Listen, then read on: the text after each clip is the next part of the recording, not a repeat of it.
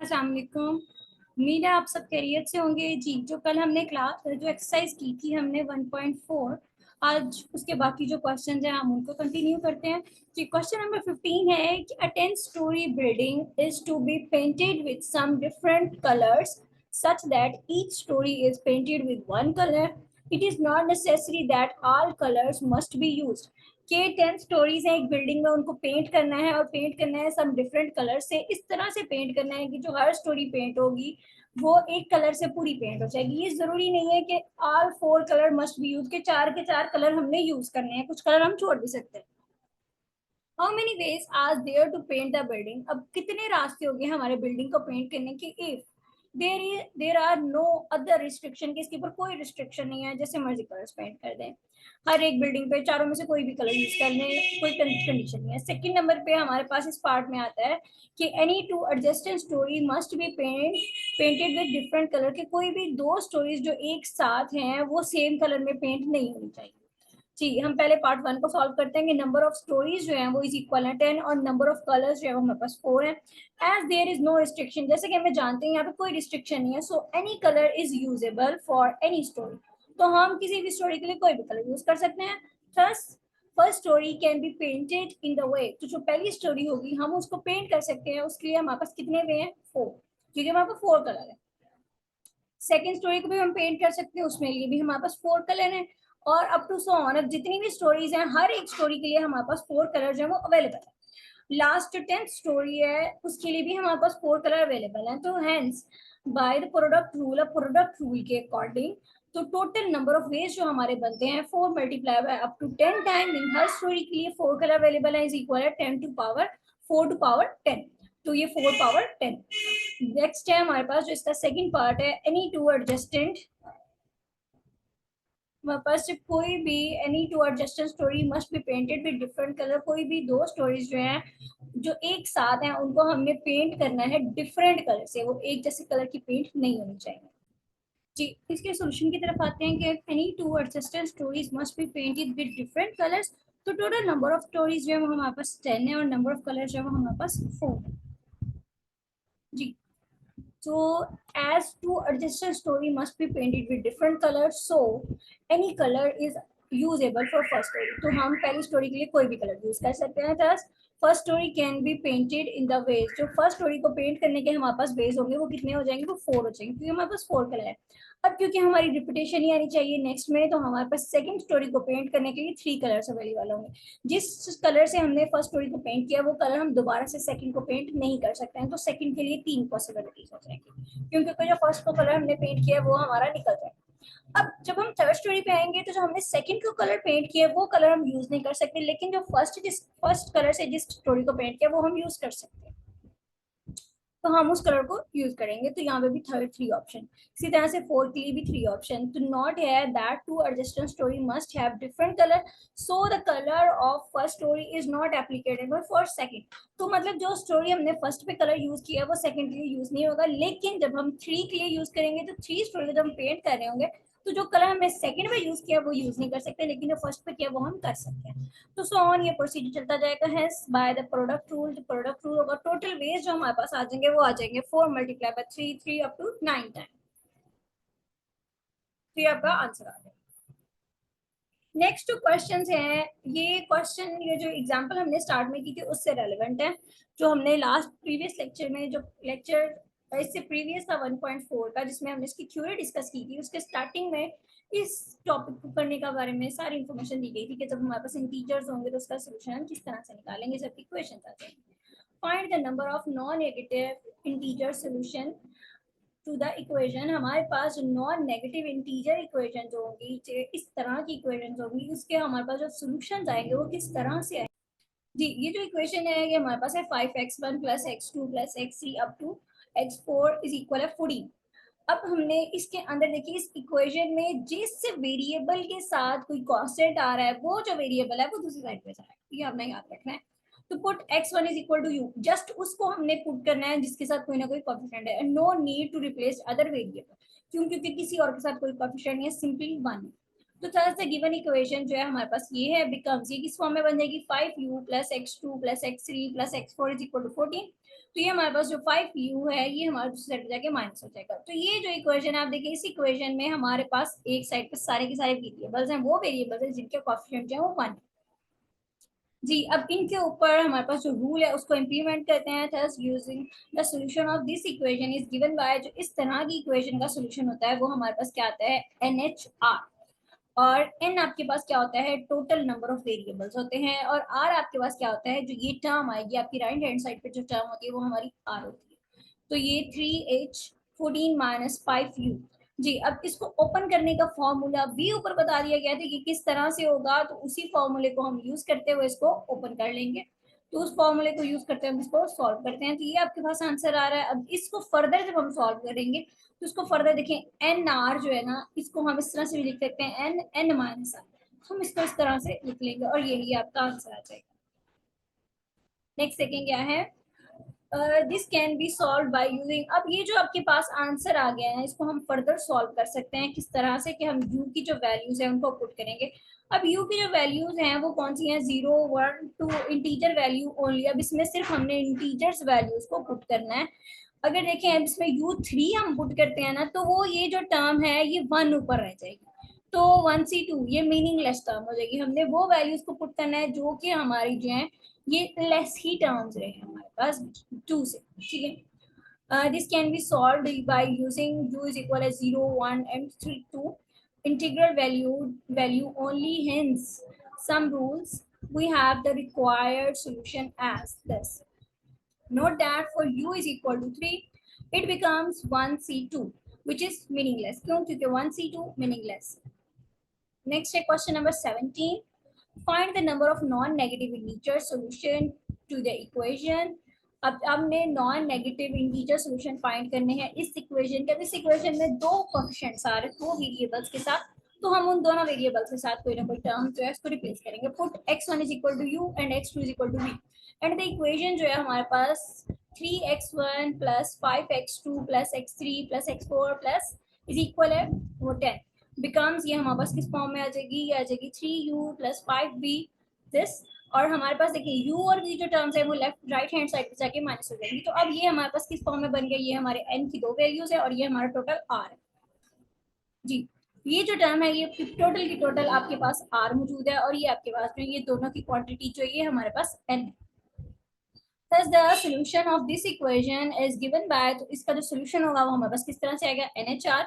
तो n हमारे पास 2 है, h हमारे पास क्या है जी 10 minus 3u minus 5u is equal है 10 minus 3u minus 5u plus 2 minus 1 into 10 minus 3u minus 5u।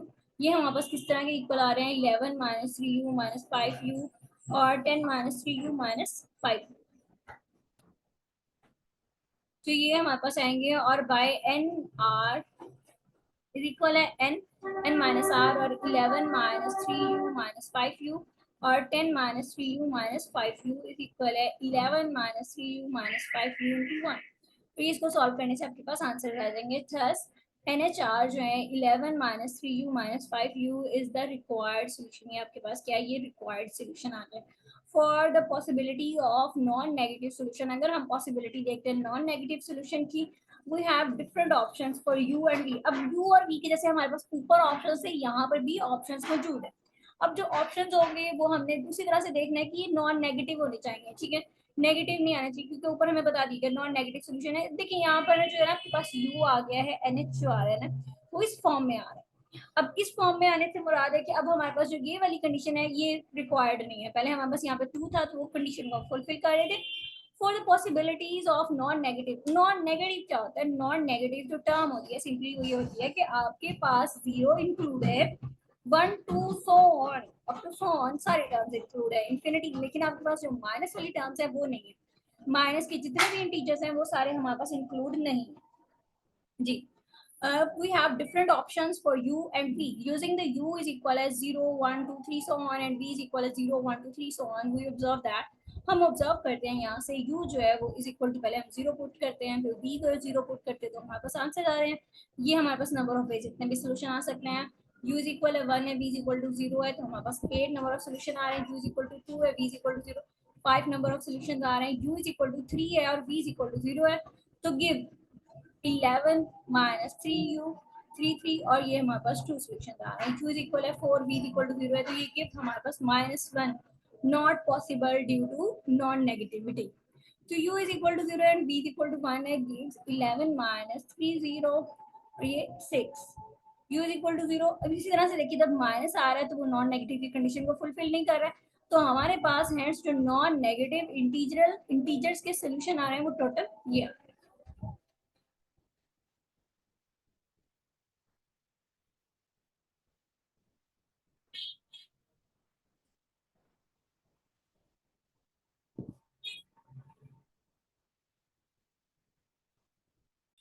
Question number 19 है हमारे पास, 6 distinct symbols are transmitted through a communication channel.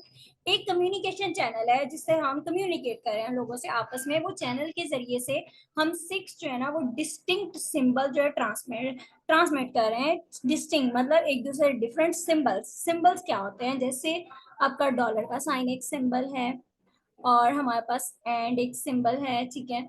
यहाँ तक हमारे पास ये जो चीजें सिंबल्स हैं, जैसे हमारे पास जीमेल का ए जो होता है वो सिंबल है, स्टैटिक एक सिंबल है, हमारे पास परसेंटेज जो है वो एक सिंबल है, हैशटैग एक सिंबल है। ये जो चीजें हैं ना सिंबल्स, अगर हम मैथमेटिक्स की लैंग्वेज में देखें ये सिंपली सिंबल्स हैं, ये फिजिक्स के सिंबल्स हैं, ये मैथ के सिंबल्स हैं, सिंपली है। तो ये जो सिंबल्स हैं ये हम इनको ट्रांसमिट करते हैं कम्युनिकेशन चैनल के लिए। A total of 18 blanks can be inserted between the symbols with at least 2 blank between every pair of symbol। इस तरह से कि टोटल जो है ना वो हमारा जो कोड है, जैसे कि कोड एक जा रहा है, एक कोड हम ट्रांसमिट कर रहे हैं चैनल के थ्रू।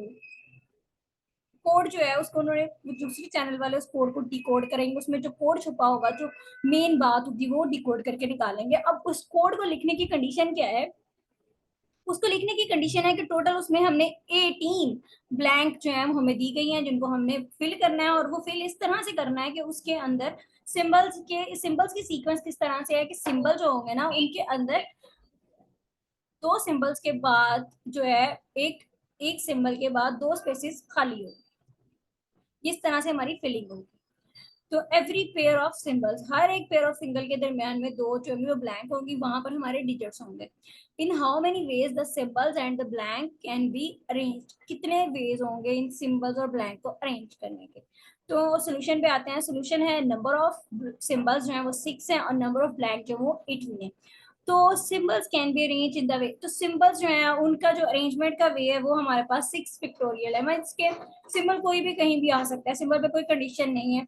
तो between every two symbols there must be at least two blanks। अब दो सिंबल्स के दरमियान दो ब्लैंक मस्ट है। as symbols are 6 so there are 5 places for blanks।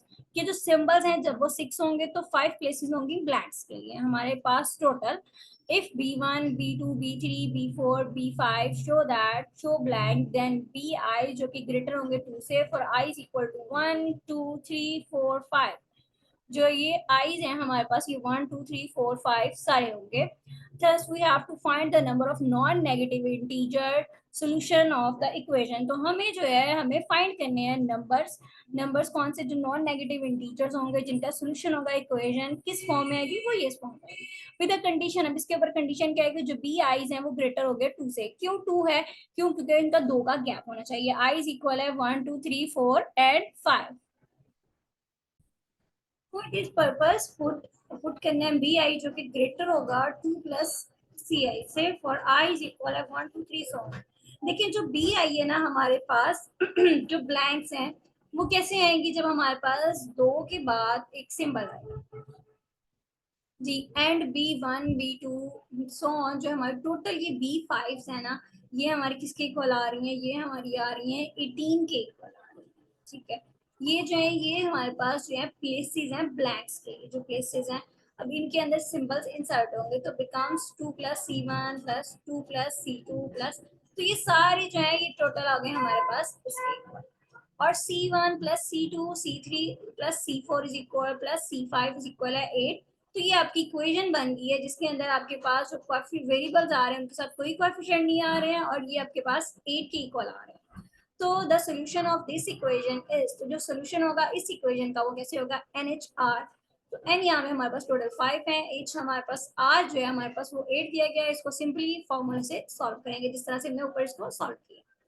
जी, इसको सॉल्व करने के बाद अब देखिए क्योंकि यहाँ पे प्रोडक्ट रूल भी लगना है, 6 वेज जो 6 फैक्टोरियल सिंबल्स के जो फैक्टोरियल्स का वेज है वो 6 है।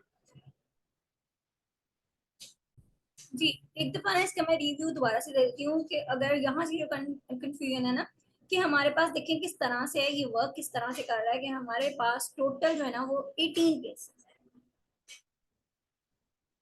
18 प्लेसेस हैं। तब वो 18 प्लेसेस किस तरह से बन रही है मैं यहाँ पे थोड़ा सा ड्रॉ कर देती हूँ। 1 2 3 4 5 6 7 8 9 10 11 12 13 14 15 16 17 एंड 18। अब ये 18 प्लेसेस हमारे पास आ गई। अब 18 प्लेसेस को हमने फिल किस तरह से करना है देखिए जरा। लेट ये एक सिंपल है। अब दो के बाद एक सिंबल और आएगा, ये कुछ डिफरेंट डिफरेंट भी हो सकते हैं। ये मैं सेम सेम बना रही हूँ सिर्फ अंडरस्टैंडिंग के लिए।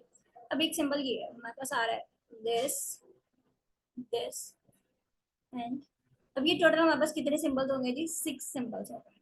अब देखिए यहाँ पे जो कंडीशन है ना कि टोटल दो सिंबल्स के बिटवीन में हमारे पास दो ब्लैंक स्पेसेस होनी चाहिए, कम से कम एटलीस्ट दो तो होनी चाहिए, ज्यादा भी हो सकती हैं। तो देखें यहाँ पर जो स्पेस है ये एक हमारी बन गई, ये दूसरी ब्लैंक स्पेस बन गई, ये तीसरी, ये चौथी और ये पांचवी। तो हमारे पास टोटल जो ब्लैंक स्पेसेस हैं वो 5 हैं। इन ब्लैंक स्पेसेस को B1 B2 B3 B4 and B5 के नेम्स दिए हुए हैं। अब इनको जब हमने सॉल्व किया देखे तो वो BI जो है ना वो ग्रेटर होगा 2CI से। अब यहाँ पर इसको सिर्फ अंडरस्टैंडिंग के लिए कि जो B आता है ना वो कब आता है जब हमारा दो उसमें CI के साथ, 2 के साथ दो, 2 के साथ CI ऐड हो जाती है। तो ये यहाँ से आपने इसको कंफ्यूज नहीं होना है, इसमें थोड़ी सी अंडरस्टैंडिंग ज्यादा यूज होगी तो ठीक है। अब नेक्स्ट चलते हैं क्वेश्चन नंबर 20 की तरफ। क्वेश्चन नंबर 20 है, show that 3n factorial is a multiple of 2 power n और 3 power n for every natural number n।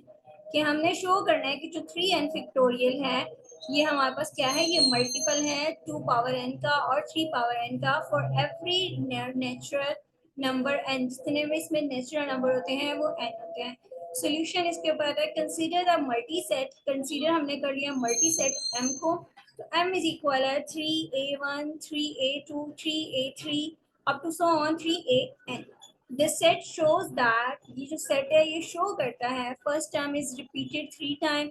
जो फर्स्ट टाइम है वो 3 टाइम आ रही है, सेकंड टर्म जो वो भी 3 टाइम रिपीट हो रही है, जो थर्ड टर्म है वो भी 3, और इस तरह से सारी टर्म्स an टर्म जो वो भी 3 टाइम रिपीट हो रही है। तो टोटल नंबर ऑफ टर्म्स हमारे पास क्या आ जाएंगी, r इज इक्वल है r1 r2 r3 up to so on rn is equal है 3 + 3 up to so on n, 3n time. तो हमारे पास क्या हो जाएगा, 3n हो जाएगा क्योंकि हम ये जनरल सॉल्व कर रहे हैं। Thus using the formula. अब यहाँ पर रिपीटेशन का कोई जिक्र नहीं है तो यहाँ पर ये जो फॉर्मूला स्टार्टिंग में दिया हम वो यूज करेंगे, P N r1 r2 so on rn। तो n factorial over r1 factorial r2 factorial up to so on rn factorial with condition क्या है कि r1 r2 सो ऑन हमारे पास किसके इक्वल है, n के इक्वल है। तो वही है। अब इस फॉर्मूलाज में हमने वैल्यूज को पुट करना है। हमारे पास एक n की जगह पे 3n है और r की जगह पे 3 है। तुमने उसी लिहाज से वो वैल्यूज लगाई और ये फॉर्मूले की इंप्लीमेंटेशन कर दी। तो 3n factorial over 3 factorial 3 factorial up to nth time जी, 3n factorial over 3n factorial power n। अब जो 3n फैक्टोरियल है देखें, अब ये ऊपर स्टार्ट में हमें बताया है कि आपने ये क्या है, is a multiple of this for natural number के लिए ये मल्टीपल है। देखिए ये किस तरह से इन्होंने किया है, ये सेटिंग किस तरह से लेके आए वो देखते हैं। 3 फैक्टोरियल मतलब क्या होता है जी, 3 फैक्टोरियल मतलब है 3 मल्टीप्लाई बाय 2 इंटू 1। तो वो सेम उसी तरह से लिख दिया गया 3 इंटू 1। इसकी थिकनेस थोड़ी सी कम है, इसकी थिकनेस को थोड़ा सा इंक्रीज कर लेते हैं जी। तो ये 1 इस तरह से आ गया है। तो ये आपके पास 3n factorial over 2 power n 3 power n और 2 पावर n और ये इस तरह से the result is a whole number. तो जो रिजल्ट आया वो होल नंबर आया as the result of permutation is never permutation. तो रिजल्ट में जो है परम्यूटेशन नहीं आनी चाहिए, which shows that 3n is a multiple of। तो 3n जो है वो इस नंबर्स का मल्टीपल आ गया हर नेचुरल नंबर n के। तो तो ये हमारे पास क्वेश्चन आंसर में आ रहे हैं। जब हम इसको मल्टीपल देंगे तो हमारे पास 3n फैक्टोरियल टर्म आ जाएगी। जी क्वेश्चन नंबर 21 है, how many permutations of the letter math is fun. तो हमारे पास जो परम्यूटेशन है लेटर m के लिए, लेटर्स के लिए मैथ इज फन, इसमें हमारे पास जो परम्यूटेशन आएगी, are there such that the word math is fun occur as a string, कि किस तरह से आएगी कि ये जो तीनों वर्ड्स है ना ये एक लाइन में एक स्ट्रिंग में आए। Here the total जो लेटर्स हैं वो टोटल लेटर्स हमारे पास 9 है। These 9 letters appear in 3 groups, ये जो है 3 ग्रुप्स में, एक मैथ में, एक इसमें और एक ये फन। तो one group consist of string जो है जो मैथ है, सेकंड जो है वो हमारे पास इज है, और फाइनली जो थर्ड ग्रुप है वो कंसिस्ट कर रहा है स्ट्रिंग फन पे।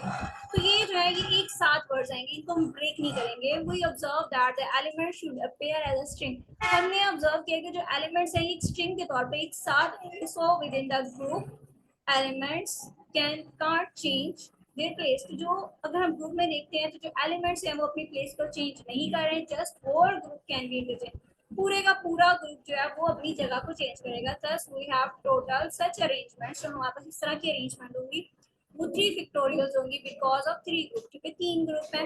लेकिन अब ये जो 3 फैक्टोरियल 6 किस तरह से आ रहा है, जैसे हमारा जी मैथ इज फन, सबसे पहले हमारी ये आ गई, उसके बाद हमारी नेक्स्ट आ गई जी फन इज मैथ, ये हमारी 2 पॉसिबिलिटीज बन गई। उसके बाद हमारी आ गई थी मैथ फन इज, उसके बाद आई जी इज मैथ फन, ये इस तरह से होगा जी। इज मैथ फन हमारे पास ये फोर्थ बन रहा है। उसके बाद हमारे पास बन सकता है जी इज फन मैथ, तो हमारे पास ये 6 पॉसिबिलिटीज बन सकती हैं। आई होप आपको ये एक्सरसाइज भी समझ आ गई होगी। बाकी एक्सरसाइज की तरह अगर किसी को कोई भी प्रॉब्लम होगा तो वो कमेंट सेक्शन में बता दे, और दुआओं में याद रखिएगा, अपना ख्याल रखिएगा। अल्लाह हाफिज।